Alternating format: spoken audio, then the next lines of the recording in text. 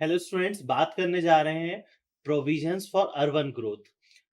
Urbanisation या urban growth है क्या? सबसे पहले जान लेते हैं कि अर्बन ग्रोथ है क्या। Urban growth is the defined as the rate at which the population of the urban areas increase.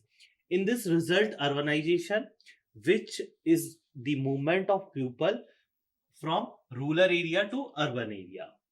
देखिए, आज हम देखते हैं कि ग्रामीण क्षेत्र में रहने वाले व्यक्ति कहाँ मूव कर रहे हैं, शहरीकरण हो रहा है, वो कहाँ आ रहे हैं, शहर की तरफ आ रहे हैं। रीजन क्या है शहर की तरफ आने का?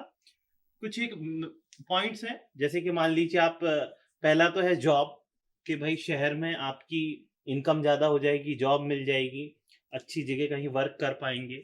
कई बार आपको इंडस्ट्री मिल जाती है, अलग अलग सेक्टर मिल जाते हैं जिनके अंदर आपको रूरल एरिया से आप अर्बन एरिया की तरफ मूव करते हैं। ठीक है। दूसरा है आपका लाइफ स्टाइल अच्छा हो जाएगा, लाइफ स्टाइल आपका बढ़ जाएगा।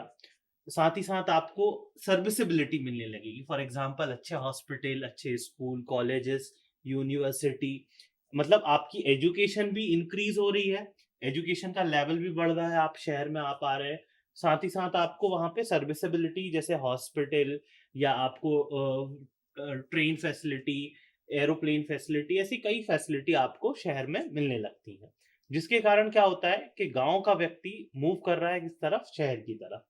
अब लेकिन जब ये अर्बन ग्रोथ हो रही है, तो अर्बन ग्रोथ के कारण कई सारे फैक्टर्स वहां पे इन्वॉल्व हो जा रहे हैं, कई सारी चीजें आपको दिक्कत भी कर सकती हैं। जैसे हो सकता है कि आपने किसी टाउन प्लानिंग के तहत आपने जब किसी शहर को बसाया, तो आपने वहां पे देखा कि सोर्स ऑफ वाटर ये है, इतने नंबर ऑफ पीपल के लिए इतना वाटर की डिमांड है और इस हिसाब से कंप्लीट हो जाएगी। लेकिन due to the reason of urban growth, वहां पे उस चीज की डिमांड क्या हो गई? बढ़ गई। सड़क आपने ट्रैफिक या रोड के स्टैंडर्ड्स वैसे तय करे थे, आपने रोड्स उस हिसाब से डिजाइन करी थी, रोड की विड्थ या परमानेंट वे आपका उस हिसाब से था। लेकिन जैसे ही अर्बन ग्रोथ हुई, मतलब डेंसिटी वहां पे, पब्लिक डेंसिटी क्या हो गई? बढ़ गई। तो जो हमने प्रीवियस डेंसिटी डिस्ट्रीब्यूशन वाले टॉपिक में देखा कि हमें किस हिसाब से चलना, वो एक फैक्टर सीधा सीधा कहाँ आपको देखने को मिल रहा है? अर्बन ग्रोथ में देखने को मिल रहा है। ठीक है। तो अर्बन ग्रोथ में भी lead to a rise in the economical development of the country. भाई, इकोनॉमिकल डेवलपमेंट कैसे हो रहा है? कि लोगों की जो है इनकम बढ़ रही है, अ, वो रूरल एरिया से अर्बन एरिया में आ रहे हैं। क्यों आ रहे हैं? क्योंकि उनको अच्छी जॉब्स मिल पा रही है, अच्छे स्कूल कॉलेजेस मिल पा रहे हैं, हॉस्पिटल मिल पा रहे हैं, काफी सारी चीजें मिल पा रही हैं, जिनके कारण उनका लिविंग स्टैंडर्ड अच्छा हो रहा है, इनकम बढ़ रही है। तो वो इस हिसाब से मूवमेंट कर रहे हैं। अब इसी मूवमेंट के लिए ये जो डेवलपमेंट हो रहा है, ये कंट्री के इकोनॉमिकल डेवलपमेंट को दिखा रहा है। Urban growth is also refer to as the expansion of metropolitan और area into the surrounding environment. तो आपका होगा क्या कि एक जो एरिया था, अब जैसे ही अर्बन ग्रोथ हुई, तो उसके बाहर की जो बाउंड्री एरिया है या बाहर के जो एक्सटेंशन पार्ट है, उसमें जो पॉपुलेशन ग्रोथ है वो होने लगी। वहां पे पब्लिक वहां पे क्या होने लगी? बढ़ने लगी। अब हो सकता है कि बाहर के एरिया में उतनी सुविधाएं ना हो, स्टेशन उतना करीब ना हो, बस की फैसिलिटी ना हो, वाटर की लाइंस अभी वहां डिस्ट्रीब्यूटेड ना हो, इलेक्ट्रिसिटी अभी वहां तक ना पहुंची हो। लेकिन आसपास के जो क्षेत्र हैं, वहां पे वो ग्रोथ होने लगती है। आप अपने किसी शहर को देखेंगे, अपने आसपास के किसी शहर को देखेंगे, तो वहां आप देखते हैं कि पहले जो क्राउड होता है वो सेंट्रलाइज्ड होता है, बिजनेस एरिया सेंट्रलाइज होता है। धीरे धीरे क्राउड वहां पे बढ़ते जाता है, लोग वहां पे बढ़ते जाते हैं, और वो उसकी ग्रोथ क्या होती जाती है? चारों तरफ होते जाती है। तो it can be consider as the indicator of the state of country economical condition, as the effect of urban growth directly impact as the country's economical development.